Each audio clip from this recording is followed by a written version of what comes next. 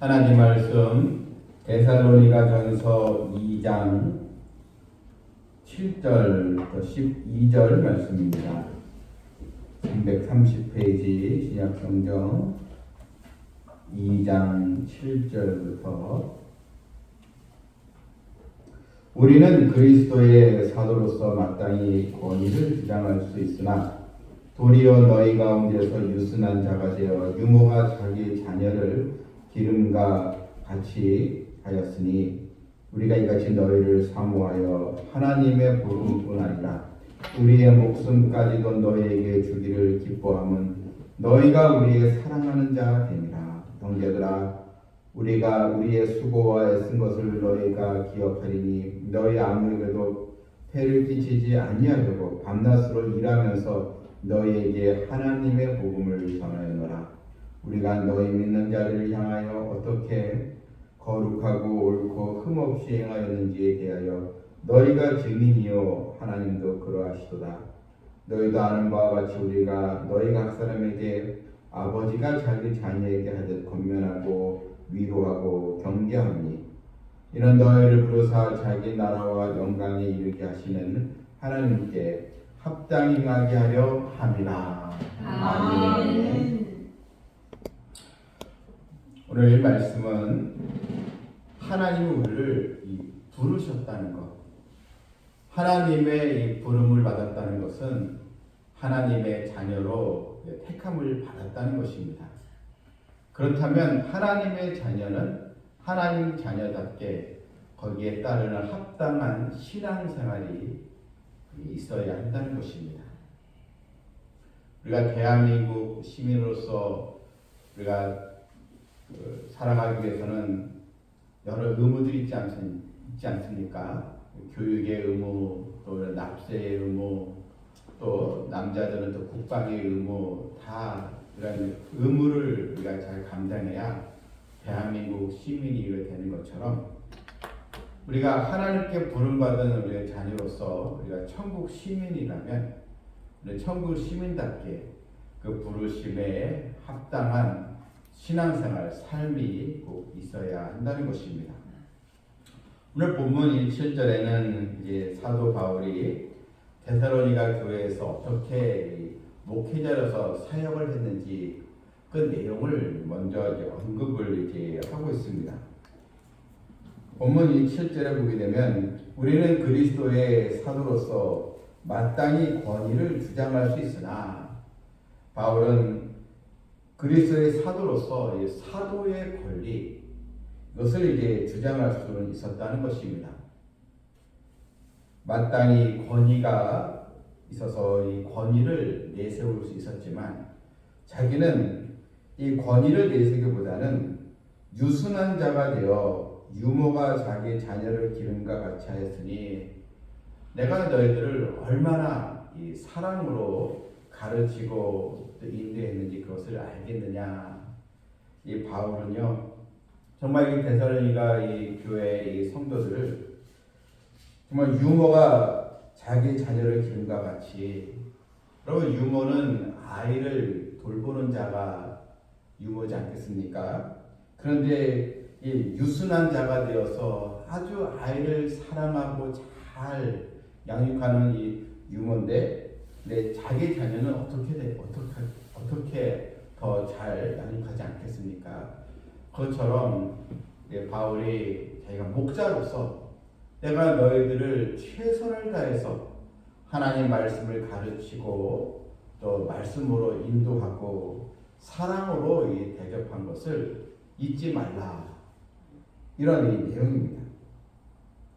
이유가 무엇입니까? 이 8절을 보게 되면 우리가 이같이 너희를 사모하여 하나님의 복음뿐 아니라 우리의 목숨까지도 너희에게 주기를 기뻐하면 너희가 우리의 사랑하는 자 됩니다. 너희는 하나님의 사랑을 받는 자녀고 또한 나 또한 너희를 내 목숨까지 내어줄 정도로 내가 너희를 사랑하고 있다. 바로 무엇 때문에? 하나님의 이 복음을 우리가 받은 자로서 이렇게 우리가 생명까지 나누는 그런 관계가 되었다는 것입니다. 여러분, 우리 성도들이요, 인생을 살아가면서 아마도 이사를 하거나 또 지역을 옮기면 여러 이 교회를 또 다니지 않겠습니까? 그런데 내가 오늘 이 자리에 내가 하나님의 백성으로 내가 신앙생활을 할 수 있도록 교회를 또 만나게 해주시고 또 목자를 만나게 해주시고 이 모든 이 과정에 바로 주도하신 분이 누구입니까? 하나님이 주도하신 것입니다. 그래서 이 교회는 어떤 그 사회 단체하고 틀린 것입니다. 우리나라에 아주 그 결속력이 대단한 이 단체가 있죠. 해병대 출신들은 굉장히 그 단합심이 대단하잖아요.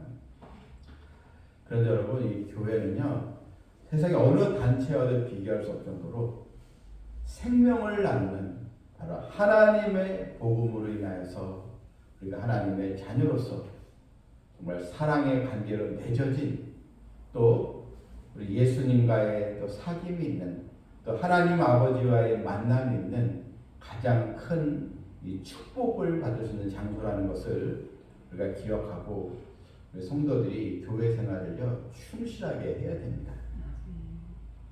그냥 뭐 동창회라든지 어느 뭐 취미 그룹이라든지 그런 거와 비교할 수 없을 정도로 여러분, 우리가 성도 간에 아름다운 교제가 있고 우리 서로 하나님께 기도하는 축복의 자녀로 우리가 그 만난 거, 그것을 우리가 가장 큰 은혜로 알고 여러분 믿음 생활에 기쁨이 있는 또한 사명이 있고 또 충성이 있는 그런 신앙생활로 우리가 나아가야 될 줄 믿습니다. 아멘.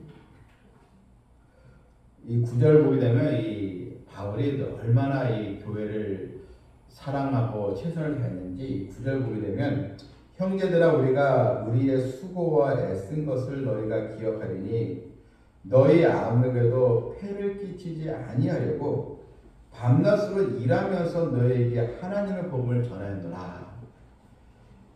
바울은 또 선교사로서 당연히 그런 또 선교사로서 또 목회자로서 또 물질을 또 받으면서 사역을 할 수 있지 않겠습니까? 그런데 이 데살로니가 이 교회는 주로 이방인들이 모인 교회고 또 새신자들이 많이 있는 교회이기 때문에 혹시 또 목회자가 와서 어려운 또 성도들 핍박을 많이 받고 있었기 때문에 다 성도들이 다 물질적으로 이렇게 부유하지 아니했거든요. 그러니까 이 바울이 사역을 하면서 이런 또 목회자에게 또 모든 사람이라든지 이런 또 목회 활동할 수 있도록 그렇게 금전적으로 스폰서를 잘 해줘야 되는데 이 바울이 이 교회를 보니까 너무 연약한 교회니까 혹시 이 성도들이 부담을 느끼지 않을까 그 생각이 들어서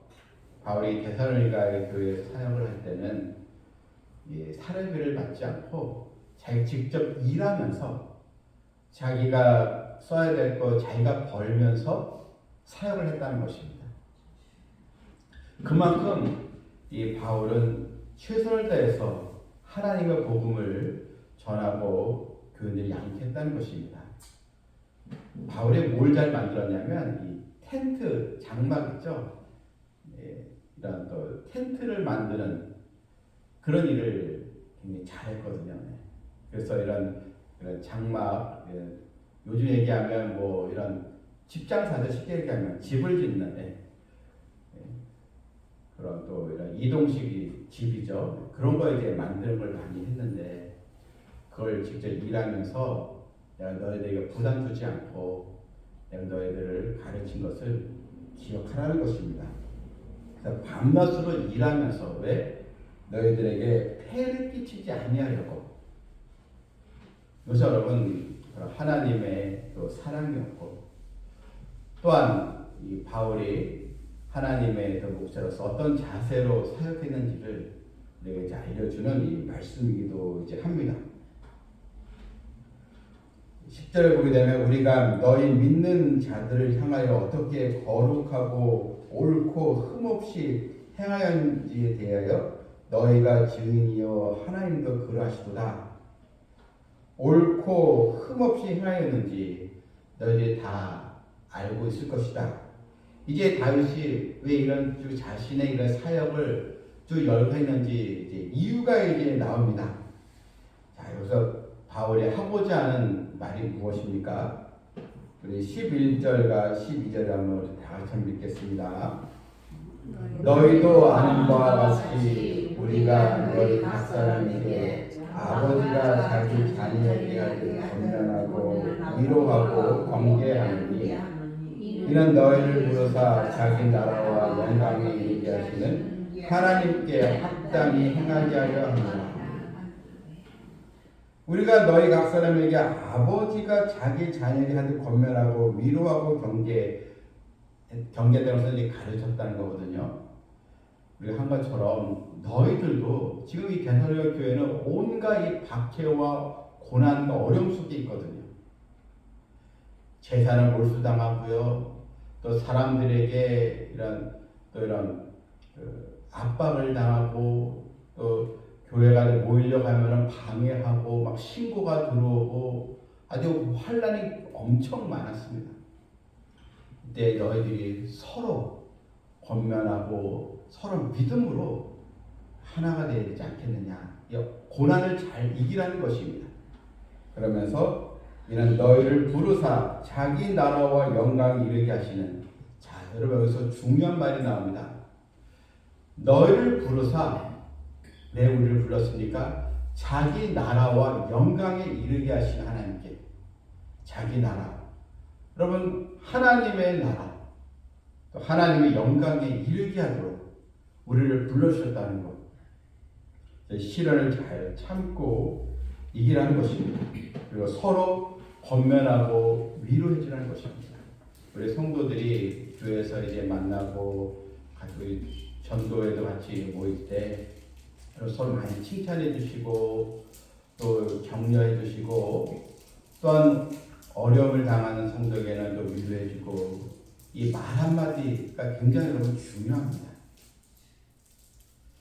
그냥 조금 내 마음에 안 드는 있지 않겠습니까? 우리가 사람들이 모이는 곳이니까. 그럼에도 불구하고 우리가 서로 잘 사랑으로 권면하고 위로해주는 우리 성도들, 우리 삼성 비전교회 장제가 그것이지 않겠습니까? 우리가 가족처럼 새 가족이 오면 서로 다 인사하고, 또한 또 오랜만에 성도가 오면은 서로도 어떻게 지냈냐고 하고 서로도 기도하고, 우리 교회가 이게 장점이지 않겠습니까? 그래서 잘 살리는 성도가 되어주시기를 이제 바랍니다. 아멘. 자, 여기서 하나님께 합당히 하게 하랍니다. 여기서 이 중요한 단어는 합당이라는 단어입니다. 합당히, 이 합당이라는 말은 어떠한 사실에 이 부합되게, 이런 뜻입니다. 다시 말해서 이 합당하게 행하라, 이것은 나를 부르신 하나님의 뜻에 순종하라는 것입니다. 내가 우연히 누구한테 전도를 받아서 한 교회의 성도가 되었지, 이게 아니고요. 하나님이 나를 부르셨기 때문에, 나를 택해 주셨기 때문에 나를 하나님의 백성으로 삼아주신 것, 다 모든 이 만남은 다 하나님께서 이루어주신 것입니다. 목자인 저와 여러분도, 또 여러분이 우리 삼성 비전교회에 또 성도가 된 것도 다 누가 주도했어요? 하나님이 만나게 해준 것입니다.